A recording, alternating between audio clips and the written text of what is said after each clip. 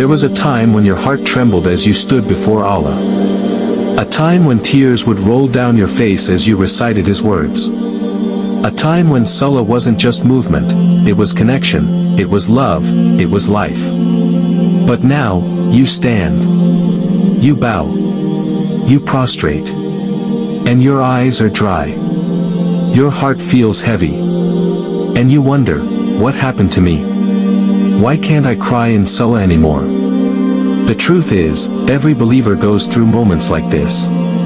Even the companions of the Prophet feared when their hearts grew hard. Abdullah ibn Mas'ud once said, "The believer sees his sins as if he were sitting under a mountain, fearing that it will fall upon him. But the wicked sees his sins like a fly that lands on his nose and he brushes it away."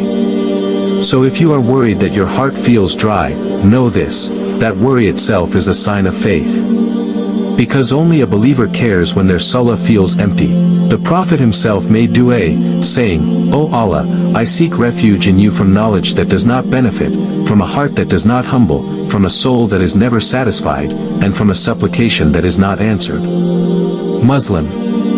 Even he, the Messenger of Allah, feared a heart that does not humble. So what can you do when your salah feels lifeless? First, remind yourself who you are standing in front of. You are not standing before your boss, your family, or your friends. You are standing before the Creator of the heavens and the earth, the one who gave you life, the one who can take it away in an instant. Second, slow down. Too often we rush through salah as if it's a burden. But imagine if every sujud was your last. Imagine if every Allahu Akbar was the final time you would ever say it. Would you rush it?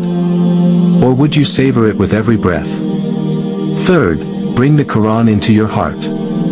The Prophet cried when he heard the Quran recited. Abdullah ibn Mas'ud once recited to him, and when he reached the verse, "So how will it be when we bring from every nation a witness, and we bring you, O Muhammad, against these people as a witness?" Surah An-Nisa, 441. The Prophet's eyes overflowed with tears. If the Messenger of Allah cried from the Quran, then we too must return to it, not just with our tongues, but with our hearts. Finally, beg Allah. Beg Him in your sujud, "Ya Allah, soften my heart. Ya Allah, let me feel the sweetness of salah again. Ya Allah, make my eyes weep out of love and fear for you, because the heart is in His hands. And only He can return your tears." Remember this, dry eyes in salah do not mean Allah has abandoned you. They mean Allah is inviting you back. They mean He wants you to seek Him more deeply, more sincerely.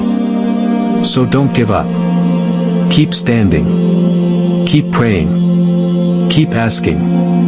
Because the day will come when your eyes will overflow again, not from your effort, but from Allah's mercy. And when that happens, you'll realize that even your dry salah was a blessing, because it led you back to Him.